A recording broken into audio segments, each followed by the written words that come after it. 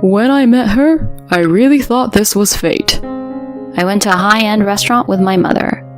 What I heard there was unmistakably my husband's voice. He was having a meal with a well-dressed family of strangers. Father-in-law, mother-in-law, please, give me your daughter. The husband stood up and bowed. I, who had been watching from a little distance, understood everything. Oh, I see. That's how it is. Well, I have something in mind too. I walked confidently towards their table and declared, "Yes, I'll offer my husband as well." Huh? The family's eyes widened. As I saw my husband's face turn pale, I couldn't help but curl the corners of my lips. My name is Charlotte, a 30-year-old working wife. I originally worked as an office worker in a small to medium-sized company. As my marriageable age approached and I still didn't have a boyfriend, I decided to try attending a matchmaking party. It was there that I met Benjamin, who would later become my husband. He was a salaried worker at a large corporation. I was quite impressed by his first impression. Later, Benjamin confessed his feelings to me and we began dating. After a few dates, I started to notice something that bothered me. For example, when the two of us went out to eat, and the bill was $57. It's fine here, I'll pay. Benjamin stopped me from taking out my wallet when I tried to.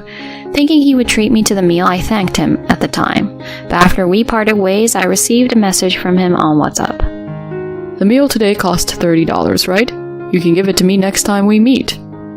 I was, surprised. It would have been better if he had told me that at the time.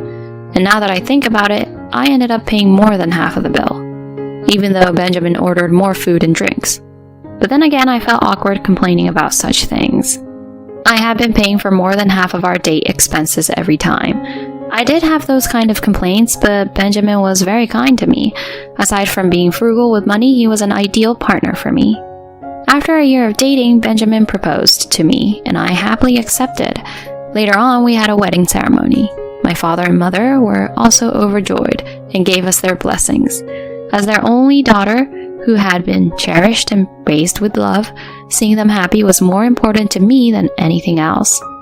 After discussing it with Benjamin, I decided to continue working even after marriage.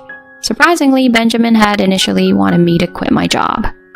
I don't want people to think I'm a useless man who can't even support his wife. So, are you saying I should become a full-time homemaker? Should we rely solely on your income for our household? Well, maybe after we've been married for a while. I could always switch to a job with a higher salary. So you don't want to spend money, but you want to keep up appearances. I sighed and told Benjamin. I've been working at my current job for a long time. Even if I switch jobs, there's no guarantee that I'll get a higher salary than what I'm earning now. Can't we just let me continue working at my current company without trying to show off unnecessarily? Benjamin didn't seem entirely satisfied, but I pushed through and decided to keep working. And so our newlywed life began, but one day Benjamin said the following. Even after marriage, we can keep our finances separate, and we can split the living expenses, right? Let's each contribute $1,400 to the household budget every month. Huh? I was a bit surprised. Benjamin worked for a top-tier company while I was in a small to medium-sized enterprise. His income was likely significantly higher than mine. If I put $1,400 into the household, I wouldn't have much left for myself. Splitting the expenses evenly is tough. I'd liked it to be reduced a bit. I appealed to Benjamin in that way, but he didn't lend an ear. Are you planning to rely on me entirely? I don't think of it that way, but this just feels really unfair. It's not like that. I want to save money too, so make sure to contribute the $1,400. In the end, I ended up complying with that condition. Even though our finances were split evenly, Benjamin often claimed to be too busy and hardly did any housework. For over a year after our marriage, I had been doing all the household chores by myself. I had complaints, but there were also a strange belief that as a wife it was my duty to do them. I continued to bear the burden of all the household chores while contributing most of my income to the family. Then one day, I received a call from my mother informing me that my father had been in a car accident. I rushed to the hospital, but by the time I arrived, it was too late. My father had already passed away. Both my mother and I were in tears, and our emotions couldn't keep up with the sudden loss. Despite our overwhelming grief, we proceeded with the funeral arrangements. Somehow we managed to get through the farewell ceremony, and then we were back home. My mother and I were utterly exhausted. Benjamin made me a cup of tea. "Oh, thank you for your consideration, Benjamin." Benjamin responded with a polite smile, saying, "No, it's only natural." After finishing my tea, I called out to my husband. "Benjamin, it's time to go." "Huh? Already?" Benjamin appeared, surprised for some reason. "Why are you surprised? It's late and I'm tired." "No, I mean, you haven't had an important conversation with your mother yet, right?" "An important conversation?" "Aren't we going to talk about your father's inheritance?" Both my mother and I were surprised by this. The funeral had just ended, and we hadn't even considered such matters. Besides, it wasn't something Benjamin should bring up. "Your father had a good job, and if it's an accident, there should be a lot of insurance money, right? Charlotte, how much will you get?" Benjamin said this with gleaming eyes, and I felt dizzy. I noticed my mother's puzzled expression and panicked. "We can discuss that another time. Let's just go home for now." I left my family home with a dissatisfied Benjamin in tow. On the way back, I scolded him for his impoliteness, but he didn't seem to agree. "Come on, Charlotte. We're married, so it's natural to be concerned, right?" "My mother hasn't even recovered yet, and you're rushing things. Besides, my father's inheritance doesn't concern you, does it?" "What? Are you planning to keep the inheritance all to yourself?" Suddenly, Benjamin glared at me, and I sighed deeply. Keeping it all to myself. The inheritance is separate property in the first place. What I receive, I'll save for our future. "What's that supposed to mean? I was thinking of going on a big trip." Huh? Why would you use my father's inheritance for luxury? "You're so annoying. I didn't think you were this stingy." I thought to myself, wondering who was the stingy one, as I held my head. Afterward, I had a discussion about the inheritance with my mother.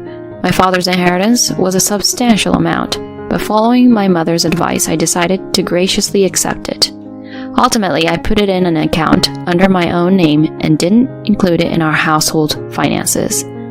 It seemed that Benjamin was dissatisfied with this and persistently tried to find out the exact amount, but I brushed it off casually. Benjamin started coming home late around the time my father's memorial service settled down. He claimed his work had become busier and would often work overtime on weekdays. Even on precious weekends, he would either have to work or simply go out. However, because I was also busy with my job, I didn't pay much attention to it. I still took care of all the household chores, but by now I had become accustomed to it. Around the time when Benjamin and I were approaching our 2-year anniversary since getting married, I spoke to him when he came home late. "Benjamin, thank you for your hard work. I have a little request." "What is it? What do you want?" Undaunted by Benjamin's apparent reluctance, I continued. "Isn't next Saturday our wedding anniversary? I want us to go out together after such a long time." "Is that what this is about? Forget it. I have work that day too." Benjamin replied, almost dismissively. "Why are you saying that? Benjamin, you've been acting strange lately. You come home late and it feels like you've become cold towards me." With tears in my eyes, I looked down, and he sent me a cold gaze. "You're so annoying. I'm starting to hate being with you." "Huh?" "I don't earn much and you're keeping the inheritance all to yourself. The food is terrible and it feels like there's no point in being married anymore." "What? Benjamin, what are you saying?" "I'm seriously considering divorce. If you don't like that, then you should reflect on yourself as a wife." Benjamin spat out these words and went to the bedroom. The word divorce, presented suddenly, made my heart race like a runaway train. Why did Benjamin suddenly mention divorce? Something is not right. At that moment, I was shocked, but also began to feel suspicious of my husband's behavior. After that, Benjamin stopped talking to me entirely. While enduring such a life, I received a message from my mother. "Charlotte, are you doing well?" "Ah." Recalling Benjamin's recent behavior, I couldn't give my mother a positive response. Then, as if she had sensed it, my mother said, "It seems like something's bothering you. How about we have a meal together, just the two of us, like old times? Yes, I'd love that. I'm free on Saturday. Oh, isn't that the day of your anniversary? Yes, it is, but Benjamin seems to be working, so it's fine. In response to my answer, my mother waited for a moment before saying, I understand. Well, I'll make a reservation at a nice place then. Look forward to it. Thank you, Mom. I was grateful for my mother's consideration. And then came Saturday. I had arranged to meet my mother in the city during the day. As I followed her instructions, we ended up at a famous high-end restaurant.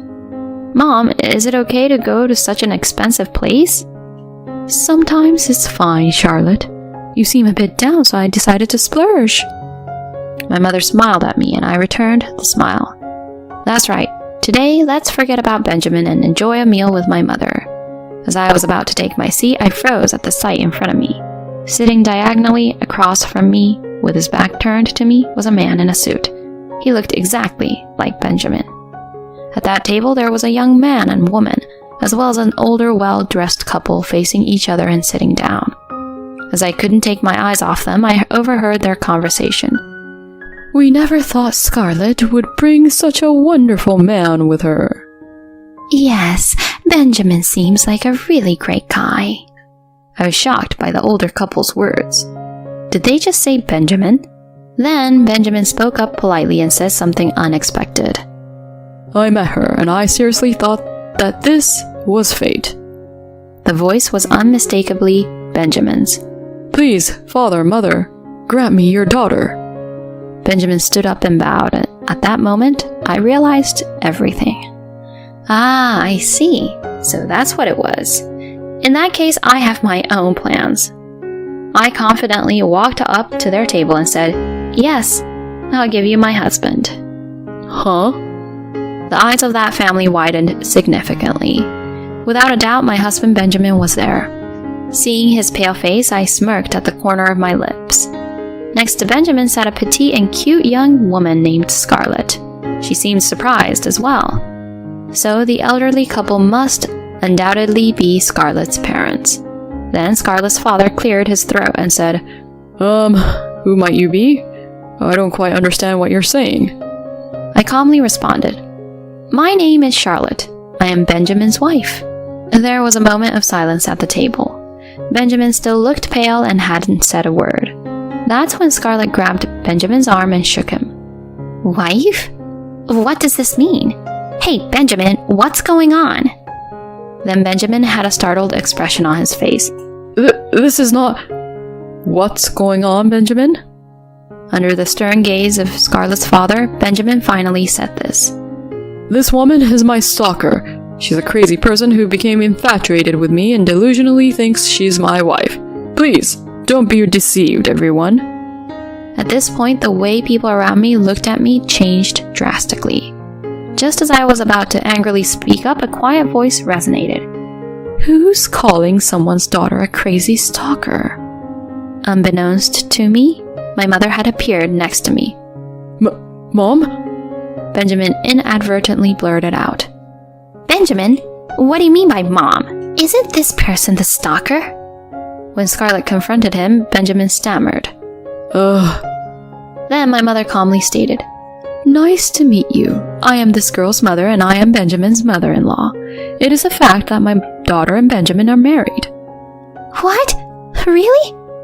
My mother extended her phone screen to show Scarlett's shocked mother. On the screen were photos from our wedding. The two of them got married 2 years ago and they haven't separated. What? Scarlett and her parents were fixated on my mother's phone screen and Benjamin finally began to tremble. What is this? You were married to her? Scarlett grabbed Benjamin's collar and started shaking him. No, I was planning to break up with her soon. It's true. Please, believe me. So, does this mean that she is your wife without a doubt? Scarlett's father inquired in a low voice. Well, yes, that's right. Finally, Benjamin admitted the truth, and Scarlett and her parents were left in shock. I followed up with, You can marry or do whatever you want, but before that, divorce me. Be prepared to pay a hefty alimony. Charlotte, it's just... Next, I turned to Scarlett's family and said, Scarlett didn't seem to know that he was married, so I won't ask for alimony. If you want to marry him, please go ahead. This is no joke. Scarlett yelled this out, then stood up and threw a generous amount of water on Benjamin's head. You traitor! You fooled both me and your wife, didn't you? You're such scum. Get lost! Scarlett grabbed Benjamin by the collar and shouted. Then she lowered her head to me and left the restaurant. Scarlett's parents also shook their heads and got up. Benjamin, I'm disappointed in you. I'll have to cancel our business dealings. Mr. President, please, wait a moment. Benjamin tried to stop them for a moment, but they shrugged him off and continued following Scarlett. Left alone at the table, Benjamin remained soaking wet and dumbfounded. I then snapped at him. I bet you chose Scarlett with money just like this penny pincher. People like you should go to hell, you scumbag. Then, leaving Benjamin behind like an empty shell, my mother and I also left the restaurant. Later on, the divorce between Benjamin and me was finalized. I received $20,000 in alimony. In terms of property division, we settled on a 70% share for me and 30% for Benjamin. Benjamin's affair partner, Scarlett, turned out to be the daughter of a business partner. Scarlett and her parents were furious, and Benjamin was also asked for alimony by Scarlett. Benjamin depleted his savings, paying alimony to both me and Scarlett. Moreover, Scarlett's father terminated the business dealings with Benjamin's company, resulting in his dismissal. Unemployed, Benjamin currently lives in a rundown apartment. It seems he is desperately searching for a new job. However, this story has spread as a rumor, making it difficult for him to find employment in the same industry with a similar high salary. He probably won't be able to secure a job with the same high pay as before.